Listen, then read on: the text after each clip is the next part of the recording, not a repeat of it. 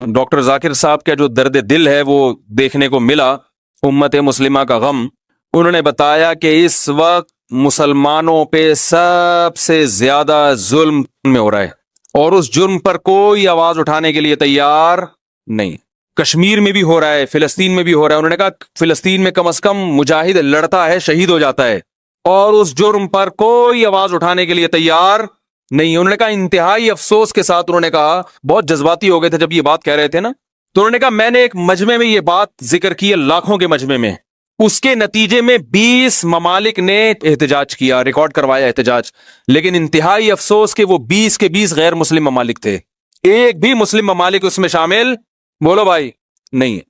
اور اس سے بھی زیادہ افسوس کہ نہ صرف یہ کہ کسی مسلم کنٹری نے آواز نہیں اٹھائی، بلکہ 15 اسلامی ممالک ایسے ہیں جنہوں نے ظلم پہ اس کو اپریشیٹ کیا ہے کہ آپ بالکل ٹھیک کر رہے ہیں.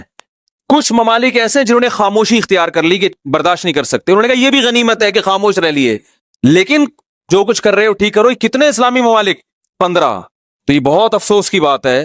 آپ اس سے اسلامی ممالک کے سربراہان کا اندازہ لگا لیں کہ یہ مسلم امت کے ساتھ کہ اس میں بڑے بڑے اسلامی ممالک ہیں. میں نام نہیں لوں گا، انہوں نے بھی نام لینے سے منع کیا تو میں بھی نام نہیں لوں گا آپ کے سامنے. اس کے بعد کشمیر کا جہاں تک مسئلہ ہے، انہوں نے کہا کہ کشمیر کے معاملے میں بھی مسلم دنیا خاموش ہے، لیکن انتہائی افسوس ان علماء پر جنہوں نے کشمیر کے معاملے میں عالم ہوتے ہوئے انڈیا کی اور مودی کی حمایت کی ہے. ان کا نام بھی لیا انہوں نے، ساری دنیا جانتی ہے کون ہے وہ. انہوں نے کہا کہ آپ ظلم پر خاموشی اختیار کر لیں کہ آپ کو خطرہ ہے ظالم سے، اس کی پھر بھی کوئی لاجک بنتی ہے، ایمان کا ادنا حصہ ہے، لیکن ظالم کی حمایت شروع کر دیں تو کتنا بڑا جرم ہے. تو ایک بہت اہم پیغام ہے ان کا امت مسلمہ کے نام کہ بھائی کشمیر میں جو کچھ ہو رہا ہے اس پر بھی بھرپور طریقے سے آواز اٹھانے کی ضرورت، اور اپنے مسلم حکمرانوں کی ہدایت کے لیے بھی دعا کریں، اللہ تعالیٰ ان کو ہدایت دے. اگر ہدایت کے قابل نہیں ہے تو اللہ ان مسلم حکمرانوں سے ہمیں نجات دے. تو ایک بہت اہم پیغام ہے جو میں نے کہا کہ میں انشاءاللہ شیئر کروں گا. ہر تھوڑی دیر میں فیس بک پہ کلپ آ رہا ہے، یہ مولوی کچھ نہیں کر رہے، یہ مولوی یوں نہیں کر رہے، یہ مولوی تو کیا کر رہا ہے یار؟ تو بتانا بھائی، تم بھی تو بتاؤ کیا کر رہے ہو؟ تم بھی تو پھینک رہے ہو نا بیٹھے، مولویوں کو برا بھلا کہہ رہے ہوتے، ممبر پہ بیٹھ کے شادیوں کی باتیں کر رہے ہیں، جہاد کر نہیں رہے. تم بھی تو مولویوں کی مخالفتیں کر رہے ہو ممبر پہ بیٹھ کے. تم کیا کر رہے ہو؟ تم کون سا جہاد کر رہے ہو؟ عرب اسرائیل جو جنگ ہوئی تھی، مولانا ابو الحسن علی ندوی رحمۃ اللہ علیہ نے کہہ دیا تھا اس میں فتح اسرائیل کو ہوگی، عربوں کو نہیں ہوگی. حالانکہ عرب اس وقت بہت پرہیزگار تھے اور بہت بڑی تعداد میں تھے اور سب میں لڑنے کا بے پناہ جذبہ تھا. تو مولانا ابو الحسن ندوی چونکہ حالات دیکھ کر آئے ہوئے تھے نا سارے، انہوں نے کہا ادھر جذبہ بہت ہے، تیاری بالکل بھی بولو نہیں ہے، باتیں ہیں تیاری نہیں ہے. ادھر پوری پراپر تیاری ہے اسرائیل کی. آج بھی یہی کچھ ہو رہا ہے، پھینکتے رہو بس، میں یہ کر دوں گا، میں یوں کر دوں گا. کچھ لوگ رو رہے ہیں آ کے، ابے تمہارے پاس پیکج کیا ہے؟ تو باتیں کرنے پر گورنمنٹ کی طرف سے کوئی پابندی نہیں ہے.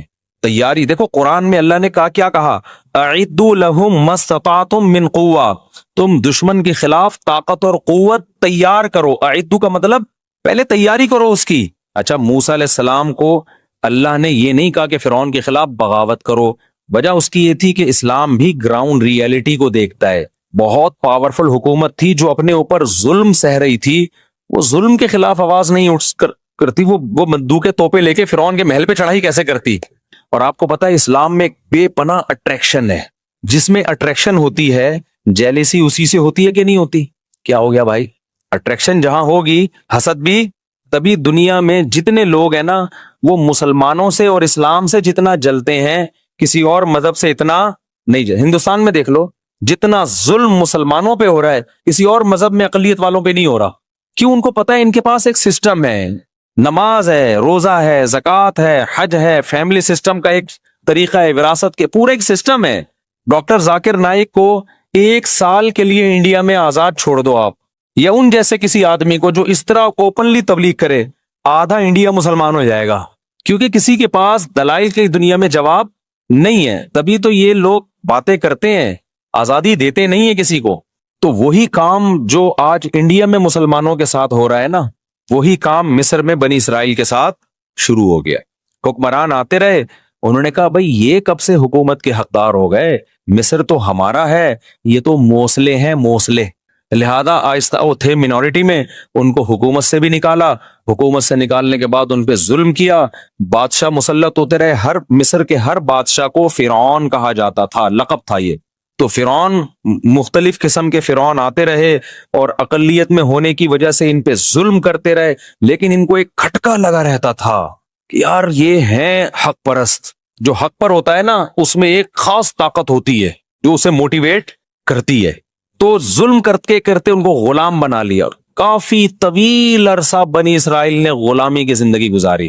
اللہ تعالیٰ کو ترس آیا بنی اسرائیل پر، اور اللہ نے حضرت موسیٰ علیہ السلام کو بنی اسرائیل کی قیادت کے لیے پیدا کیا، اور کمال کر دیا کہ فرعون ہی کے گھر میں فرعون کے دشمن کو اللہ نے بڑا کر کے دنیا کو دکھا دیا کہ دنیا میں ہر ایک سے لڑا جا سکتا ہے، اللہ کی تدبیروں سے نہیں لڑا جا سکتا۔ وہیں پال کے دکھایا اللہ نے کہ جس سے تو ڈرتا ہے نا، وہ تیرے ہی محل میں پلے گا۔ اور اس میں بڑی حکمت تھی کہ موسیٰ کو اس لیے بھی پالا جا رہا تھا کہ جس کو لیڈر بنایا جاتا ہے نا، اور جس کے مقابلے میں اس کے لیے ضروری ہے کہ وہ اس قوم کے کلچر کو جانتا ہو۔ موسیٰ کو دعوت دلوانی تھی فرعون سے، تو فرعون کے کلچر سے اگر واقف نہ ہوتے تو فرعون کو دعوت نہیں دے سکتے تھے۔ تبھی میں یہ کہتا ہوں کہ جس علاقے کی مسجد ہے نا، وہاں کا امام بھی اسی اسٹینڈرڈ کا ہونا چاہیے جس اسٹینڈرڈ کے لوگ وہاں